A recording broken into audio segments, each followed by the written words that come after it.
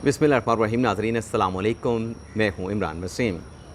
नाज़रीन, इस प्रोग्राम में जस्टिस अतहर मिनल्ला साहब के हवाले से एक बड़ी अहम ख़बर आपके साथ हम शेयर करने जा रहे हैं। इस ख़बर का मॉर्निंग व्लॉग में आप नाज़रीन के साथ मैंने प्रॉमिस किया था, इस कंडीशन के साथ कि आज मैं इस ख़बर की जो मालूमात हैं, जो डिटेल्स हैं, वो हासिल करूँगा और दोपहर के व्लॉग में ये फिर ख़बर आपके साथ मैंने शेयर करने का प्रॉमिस किया था।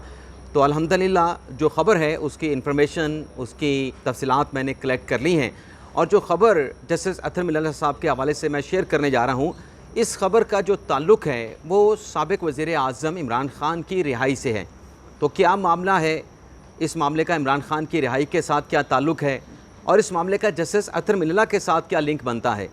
तो इस बड़ी ख़बर की जो तफ़सीलात हैं आप नाज़रीन की खिदमत में अभी कुछ देर में पेश करेंगे। लेकिन इससे पहले, इस खबर की डिटेल से प्रोग्राम का आगाज़ करने से पहले पाकिस्तान तहरीक-ए-इंसाफ से जुड़ी चंद बड़ी अहम ख़बरें हैं, उनकी तफ़सीलात मैं आप नाज़रीन की खिदमत में पेश करना चाहूँगा। लेकिन प्रोग्राम का आगाज़ करने से पहले उन दोस्तों से दरख्वास्त करेंगे जिनकी तरफ से अभी तक हमारे चैनल को सब्सक्राइब नहीं किया गया, दरख्वास्त होगी कि हमारे इस चैनल को सब्सक्राइब करें, बेल आइकॉन का बटन प्रेस करें ताकि हमारे हर व्लॉग का जो नोटिफिकेशन है आप नाज़रीन को बर वक्त मिलता रहे। और अगर आपको हमारा प्रोग्राम पसंद आता है, हमारी वीडियो पसंद आती है, तो अपने दोस्तों के साथ, अपनी कम्युनिटी के साथ, अपने जानने वालों के साथ हमारे इस प्रोग्राम को आप शेयर भी करें। तो तहरीक-ए-इंसाफ से जुड़ी जो ख़बरें हैं उनसे अपने प्रोग्राम का हम आगाज़ करेंगे। एक तो नाज़रीन जो मामला है 9 मई का, जो तहरीक-ए-इंसाफ और फिर इमरान ख़ान साहब की गिरफ़्तारी और 9 मई का वाक़या होना, मिलिट्री इमलाक को, तनसीबात को निशाना बनाया जाना। आज आप जानते हैं कि 9 मई का दिन है और हमने आपको व्लॉग में बताया था कि आज वफाकी काबीना का ख़ुसूसी इजलास होना है वज़ीर आज़म शहबाज शरीफ की सदारत में।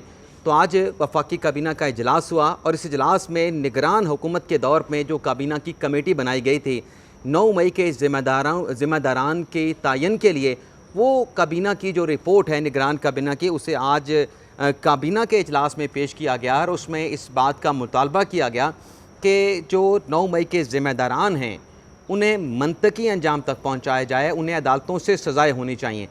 तो ये मुतालबा कौन कर रहा है? वफाकी काबीना कर रही है कि 9 मई के ज़िम्मेदारान को कटहरे में लाया जाए और उनको सज़ाएँ दिलवाई जाएँ। तो सवाल यहाँ पे ये पैदा होता है कि अब तक कितनी दरख्वास्तें जो फ़ौजी अदालतों का मुकदमा सुप्रीम कोर्ट में ज़ेर अल्तवा है, वफाक की तरफ से कितनी अर्ली हियरिंग की दरख्वास्तें जो हैं वो सुप्रीम कोर्ट में दायर की गई हैं। और फिर काबीना में ये भी सवाल उठा कि अगर अमेरिका में कैपिटल हिल्स के जो हमला करने वाले थे, जो अटैकर्स थे, उनको अगर सज़ाएँ हो सकती हैं तो पाकिस्तान में फिर 9 मई के जो ज़िम्मेदारान हैं, जो मनसूबा साज हैं, जो सहूलतकार हैं, उनको सज़ाएँ क्यों नहीं हो रही। तो ये जो रिपोर्ट निगरान काबीना की आज काबीना के इजलास में पेश की गई, इस रिपोर्ट पे जो साबिक़ वज़ीर दाखिला राना सनाउल्लाह साहब, उनकी जानिब से तशवीश का इजहार किया गया। इस रिपोर्ट को गैर तसल्ली बख्श करार दिया गया और राना सनाउल्लाह ने काबीना के इजलास के बाद मीडिया के साथ गुफ्तगू करते हुए ये कहा कि जो वाज़ेह और बराह रास्त निशानदेही होनी चाहिए थी काबीना की कमेटी में कि ये 9 मई के ज़िम्मेदारान हैं, वो वाज़ेह और बराह रास्त निशानदेही नहीं की गई। और राना सनाउल्लाह ने यह भी कहा कि ये 9 मई का जो वाक़या है ये मुजरमाना फ़ेल था, इसकी मज़म्मत की जाए और 9 मई के ज़िम्मेदारान के साथ किसी किस्म के जो मुज़ाकरात हैं उसकी ज़रूरत नहीं है और जो ज़िम्मेदारान हैं उन्हें सज़ाएँ दिलवाई जाएँ, उन गुनाहगारों को सज़ा दिलवाई जाए और उनको घर भेजा जाए। लेकिन बहरहाल जो हमारे वज़ीर दिफ़ा हैं ख्वाजा आसिफ़ साहब, उनका ये कहना है कि माफ़ी का जो ऑप्शन दिया गया DGI-ISPR की प्रेस कॉन्फ्रेंस में फ़ौज की तरफ से, इदारे की तरफ से, वो अभी भी तहरीक-ए-इंसाफ और इमरान ख़ान के लिए मौजूद हैं कि वो 9 मई के वाक़े की माफ़ी मांग के तामीरी सियासत में हिस्सा लें। तो ये एक भी डेवलपमेंट हुई है और आज ISPR का भी जवाब आया है। 9 मई के वाक़े के हवाले से एलामिया जारी किया गया है जिसमें यह कहा गया है कि जो 9 मई के मनसूबा साज हैं या 9 मई के सहूलतकार हैं, उनके साथ किसी किस्म का जो है वो कंप्रोमाइज़, समझौता नहीं किया जाएगा। और इस एलामिया में ये भी कहा गया है कि ये जो मनसूबा साज हैं या जो सहूलतकार हैं, इनके हवाले से कहा गया है कि जब ये अपने मनसूबों में, अपने अज़ाइम में नाकाम हुए हैं तो इनकी तरफ से मुसल्लह अफ़वाज को और रियासत के जो रियासत पाकिस्तान है उसके ख़िलाफ़ फिर मज़मूम मुहिम को जो है वो सोशल मीडिया पे जो है वो शुरू किया गया। तो एक तो नाज़रीन 9 मई के हवाले से ये डेवलपमेंट हुई है। 4 बजे आज जो इमरान खान साहब ने ऐलान कर रखा है कि उनकी पार्टी जलसे निकालेगी, जुलूस निकालेगी, रैलियाँ निकालेगी। तो देखते हैं कि कहाँ कहाँ पे जलसे, जुलूस और कितने बड़े इज्तिमा तहरीक इंसाफ की जानिब से किए जाते हैं। इसके अलावा तहरीक इंसाफ के हवाले से एक और बड़ी अहम खबर है कि मरवत साहब ने तो चलें उन्होंने बगावत की या बगावत जो कुछ भी उन्होंने किया उनके ख़िलाफ़ कार्रवाई हुई, खान साहब ने उनके साथ मुलाकात करने से इनकार कर दिया, फिर उनको जो है वो सियासी कमेटी से निकाल दिया गया। लेकिन ये शेर अज़म मरवत साहब जो हैं, इनके हवाले से जो कुछ भी है उसकी वजूहात क्या हैं, इमरान खान साहब क्या सोचते हैं शेर अज़म मरवत के बारे में, और वो खान साहब की पहले उनके बारे में क्या राय थी, खान साहब को क्या बताया जाता था शेर अज़म मरवत के बारे में, और कल जब ये सब कुछ हुआ मरवत ने स्टेटमेंट दिया तो अडयाला जेल में मौजूद इमरान खान को बार बार शेर अफजल मरवत के बारे में क्या बताया गया, क्या पैगाम पहुंचा शेर अफजल मरवत का, तो इसकी डिटेल जो है वो नेक्स्ट व्लॉग में आपके साथ में शेयर करने जा रहा हूँ। लेकिन जो ओहदे का इशू था कि डट गए थे शेर अफजल मरवत साहब को, उन्हें पब्लिक अकाउंट कमेटी का चेयरमैन होना चाहिए। अब मरवत साहब का चैप्टर तो क्लोज़ हो गया, बज़ाहिर तो लगता है कि अब उनको अपनी जो लॉयल्टी है उसको दिखाना पड़ेगा, उसको साबित करना पड़ेगा दोबारा से पार्टी में इन होने के लिए, पहले वाली पोजीशन पे आने के लिए। लेकिन अब एक और ओहदे की पाकिस्तान तहरीक इंसाफ में रस्साकशी शुरू हो चुकी है। ये नाज़रीन ओहदा है पार्लिमानी लीडर का। कौमी असम्बली में तहरीक इंसाफ का पार्लिमानी लीडर कौन होगा? जैसे इमरान खान साहब ने शेर अफजल मरवत को नॉमिनेट किया था कि वो पब्लिक अकाउंट कमेटी के चेयरमैन बनेंगे, गो के ये जो बेल है मुंडे नहीं चढ़ सकी और फिर शेख वकास अकरम का नाम पब्लिक अकाउंट कमेटी के लिए अप्रूव कर दिया गया। इसी तरीके से इमरान खान साहब ने जो शाह महमूद कुरैशी के बेटे हैं ज़ैन कुरैशी, उनका नाम भी अप्रूव कर दिया था कि वो कौमी असम्बली में तहरीक इंसाफ के पार्लिमानी लीडर होंगे। लेकिन इस फैसले को लेकर, इमरान खान साहब के इस डिसीजन को लेकर पार्टी में तहफ़्फ़ुज़ात और तशवीश पाई जाती है।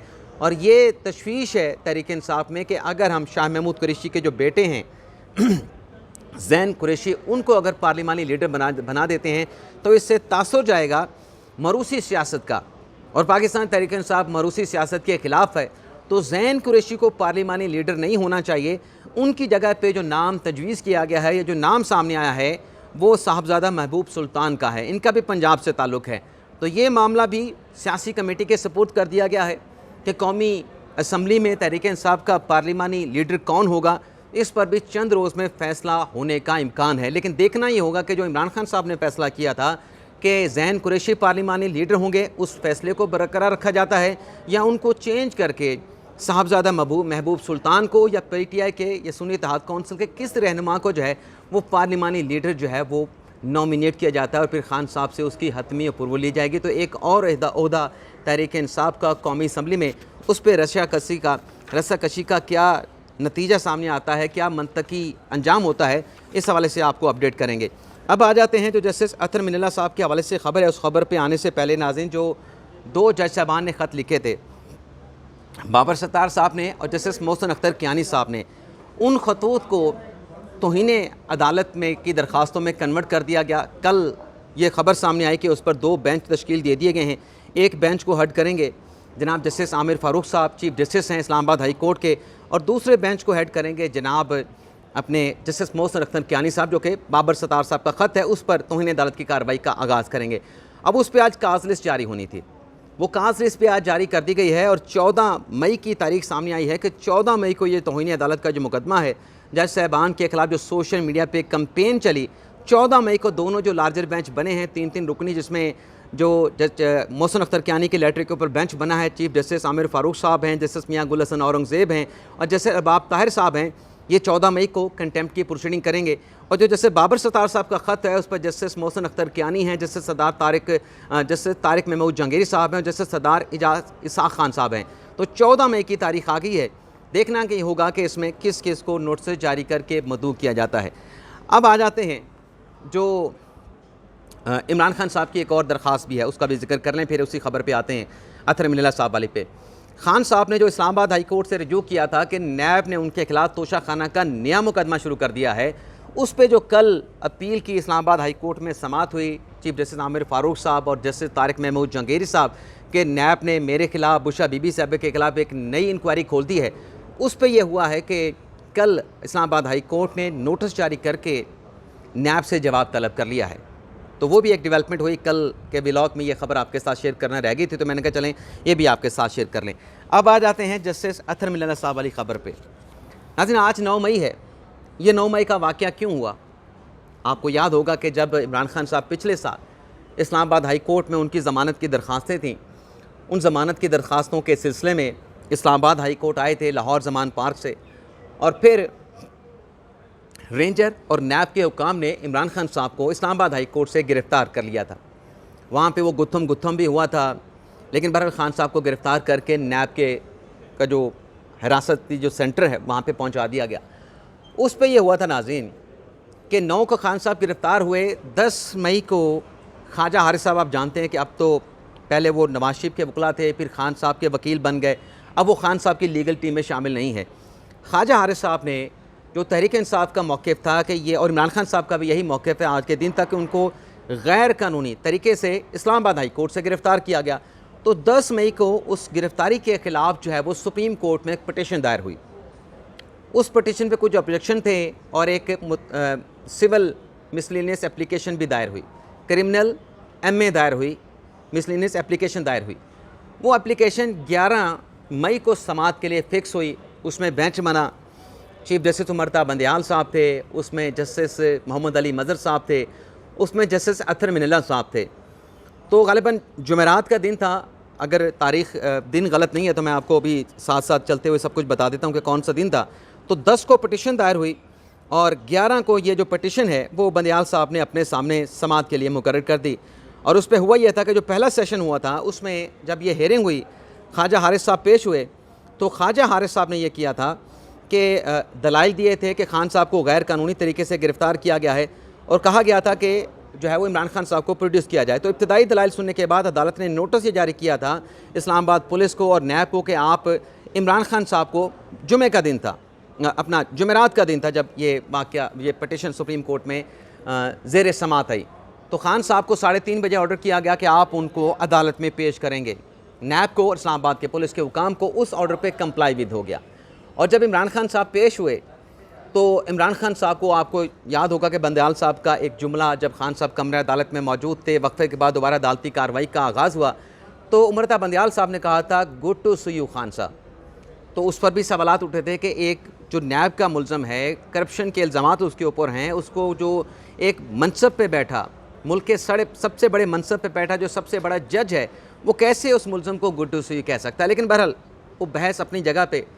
उस केस में अदालत ने इमरान खान साहब को रिहा करने का हुक्म दे दिया कि उनकी जो इस्लामाबाद हाई कोर्ट से गिरफ़्तारी हुई थी गैर कानूनी थी, तो लिहाजा गैर कानूनी गिरफ़्तारी को कलअदम करार देते हुए हम इमरान खान साहब को रिहा करने का हुक्म देते हैं। रिहा भी इस तरीके से किया गया था उस केस में कि पुलिस को हुक्म दिया गया था कि आप इमरान खान साहब को अपने स्टेट गेस्ट हाउस में रखेंगे, पुलिस के गेस्ट हाउस में रखेंगे। और फिर ये कहा गया था कि इस्लामाबाद हाई कोर्ट में जो इमरान खान साहब की दरख्वास्तें हैं ज़मानतों की, वो 12 मई को समाअत के लिए फ़िक्स होंगी और उस पर फ़ैसला किया जाएगा। 12 केसेस में 12 मई को खान साहब को ज़मानतें मिल गई। जस्टिस गुल हसन औरंगज़ेब साहब का बेंच था और फिर पुलिस जो है इस्लामाबाद से इमरान खान साहब को ज़मान पाक छोड़ के आई थी।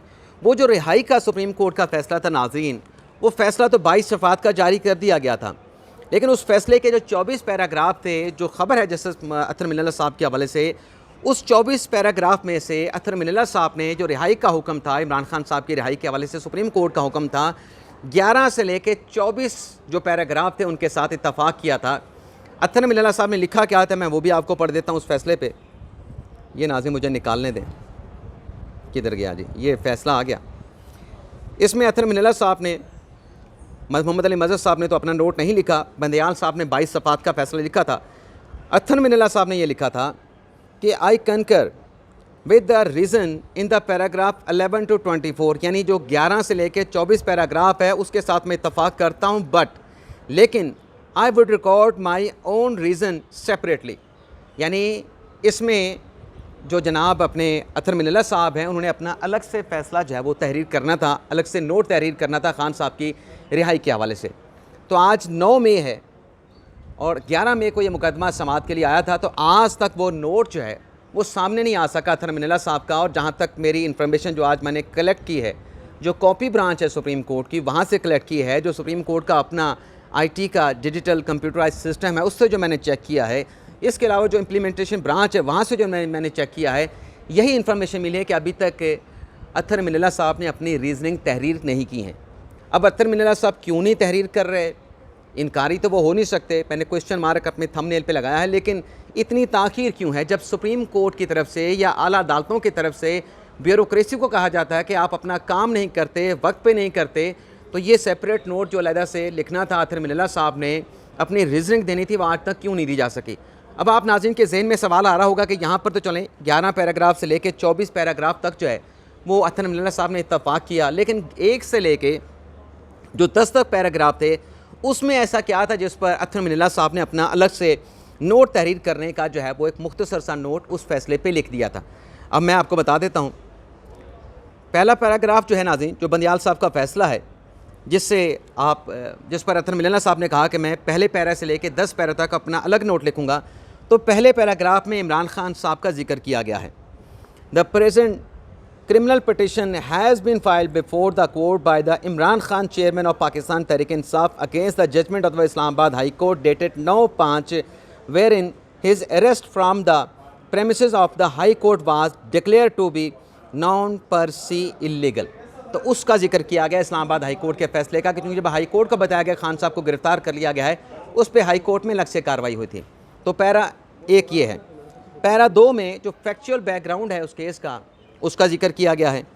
उसमें कहा गया है, मैं मुख्तसर साहब को पढ़ देता हूँ, कि इमरान खान साहब के ख़िलाफ़ नैब ने कोई इंक्वायरी इनिशिएट कर रखी है और उसी इंक्वायरी के सिलसिले में खान साहब को वहाँ पे गिरफ़्तार किया गया जब वो प्री अरेस्ट की बेल एप्लीकेशन फ़ाइल करने के लिए इस्लामाबाद हाई कोर्ट में मौजूद थे। तो पैरा 2 में इसका जिक्र किया गया है। और पैरा 3 जो है, वैसे नाज़रीन आपको बता दें कि वो जो इमरान खान साहब का अरेस्ट हुआ था उसमें नैब के चेयरमैन ने जो खान साहब के अरेस्ट का वारंट जारी किया था वो 1 मई 2023 को जारी हुआ था, यानी 1 मई का अरेस्ट वारंट था इमरान खान साहब का और 9 मई को उनको इस्लामाबाद हाई कोर्ट के प्रेमिसेस से गिरफ़्तार किया गया था। पैरा 3 ये था कि वो 3 बजे जब खान साहब को गिरफ़्तार कर लिया गया तो आमिर फ़ारूक साहब के नोटिस में मामला लाया गया और फिर उसके ऊपर इस्लामाबाद हाई कोर्ट में कार्रवाई हुई। उस अदालती कार्रवाई का जो है पैरा 3 में जिक्र किया गया है। और फिर पैरा जो 4 है उसमें जो सिविल मिसलिनियस एप्लीकेशन है सुप्रीम कोर्ट में, उसका जिक्र किया गया है। The present criminal miscellaneous application number 641 of 2023 has been move by the learned counsel for the petition under order फलां rule 6 of the Supreme Court 1980 seeking leave of this court to head the attach criminal petition file through a special power of attorney. यानी जो supreme Court में petition दायर हुई थी वो special power of attorney के through दायर हुई थी, क्योंकि खान साहब तो गिरफ्तार थे, उनका वकालतनामा पे ऊपर सिग्नेचर तो हो नहीं सकते थे, लेकिन जाने से पहले जो खान साहब ने पावर ऑफ अटॉर्नी अपने एक वकील को दी थी उसकी वजह से ये पिटिशन सुप्रीम कोर्ट में दायर हुई। तो पैरा 4 में इसका जिक्र किया गया है। फिर पैरा 5 में जो पिटिशनर के काउंसिल थे उनकी तरफ से अदालत को ये बताया गया कि इमरान खान जो थे वो उनको इलीगल तौर पे गिरफ़्तार किया गया है और जो इमरान खान साहब के फंडामेंटल राइट हैं उसकी वायलेशन की गई है। और जो गिरफ्तारी जिस तरीके से इस्लामाबाद हाई कोर्ट में, दरअसल ये अदलिया की डिग्निटी और सैंक्टिटी के ऊपर हमला है। तो पैरा 5 में इसका जिक्र किया गया है। रेलिवेंट जो पैरा बनता है पैरा 6 और गैलबन पैरा 7 और पैरा 8 बनता है। पैरा 6 में कहा गया है कि जो लंदन अटॉर्नी जनरल और जो एडवोकेट जनरल इस्लामाबाद पेश हुए उनकी तरफ से जो इमरान खान साहब की गिरफ्तारी हुई है उसका दिफा किया गया। और London attorney general also inform that the accountability court had granted NAB and 8 day physical remand, यानी जो इमरान खान साहब का फिजिकल रिमांड एहतसाब अदालत से हासिल कर लिया गया था उसके बारे में अदालत को बताया गया। पैरा 7 में ये है कि जो नैब के learned counsel for the NAB also address the bench, they inform that the arrest warrant dated 1/5/2023 has been issue by the chairman NAB after the inquiry in Al-Qadir trust case against the petitioner had been converted into investigation 28/4/2023। यानी जो खान साहब के खिलाफ अल-कादर trust का जो trial चल रहा है उसमें खान साहब के अरेस्ट वारंट जो है वो जारी हुए थे, तो उसका जिक्र किया गया है। पैरा 8 में अदालत ने जिक्र किया कि हमने पिटिशनर को सुनने के बाद खान साहब को प्रोड्यूस करने का हुक्म दिया। अब ये 8 पैराग्राफ क्यों रेलिवेंट है, जिसमें खान साहब कहते हैं कि मैंने अदालत में जाके 9 मई के वाक़े की मज़म्मत की थी, तो खान साहब का बयान भी इसी पैरा 8 में लिखा गया है। क्या लिखा गया है नाज़रीन, अब मैं थोड़ा सा ये पढ़ देता हूँ। इन रिस्पॉन्स, यानी अदालत ने ऑर्डर कर दिया खान साहब को प्रोड्यूस करें, इसमें अदालत करती है कि उस ऑर्डर के ऊपर the needful was done and the petition was permitted by the bench to make a statement as the rostrum as the whether the he disassociated from और condemn the event of the 9/5/2023 के खान साहब को मौका दिया गया कि वो statement दें कि क्या वो 9 मई के वाक़े से ख़ुद को अलग करते हैं और इसकी मज़म्मत करते हैं कि नहीं। In response the petitioner प्रोफेसेस ignorance about the event that had taken place in the country after arrest on 9/5/2023। यानी खान साहब ने कहा कि मुझे तो इस 9 मई के वाक़े का इल्म ही नहीं। तो जो खान साहब कहते हैं कि मैंने मज़म्मत की थी, तो खान साहब कैसे मज़म्मत करें? खान साहब कहते हैं मैं मज़म्मत करके आया था। खान साहब तो अदालत में बता रहे थे कि मुझे तो इस वाक़े का इल्म ही नहीं, मेरे नॉलेज में नहीं। ये द सुप्रीम कोर्ट लिख रही है, बंदियाल साहब का बेंच लिख रहा है। और आगे खान साहब ने क्या कहा? He also expressed dismay at the manner in which his arrest was executed from within the premises of High Court। Khan साहब ने जिस तरीके से उनको हाई कोर्ट में गिरफ़्तार किया गया, उस पर मायूसी कह लें, तहफ़्फ़ुज़ कह लें, तशवीश का इज़हार किया।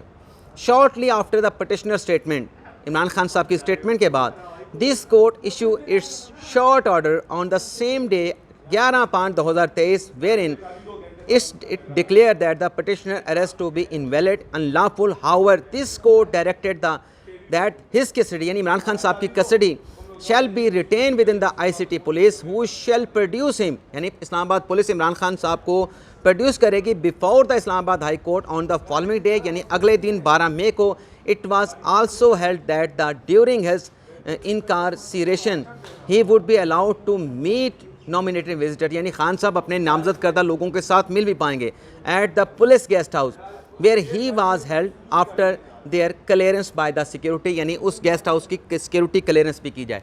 इसमें खान साहब की मज़म्मत कहीं पे मौजूद नहीं है। लेकिन जो खबर थी अतर मिनल्ला साहब के हवाले से कि आज तकरीबन 1 साल हो चुका है खान साहब की रिहाई के फैसला जो दिया गया, उसमें पैरा 1 से लेकर पैरा 10 तक क्या वजह है कि अतर मिनल्ला साहब ने आज तक अपनी जो रीजनिंग है उनको तहरीर नहीं किया है। ये सवाल रहेगा जब तक ये जो रीजनिंग जो हैं वो जारी नहीं हो जाती, तहरीर नहीं हो जाती। तो ये थी नाज़रीन हमारी ख़बर, हमारा वीलॉग। आपसे इजाज़त चाहते हैं। अल्लाह ताला हम सब का हामी नासिर हो। अपनी दुआओं में याद रखिएगा। अल्लाह हाफ़िज़।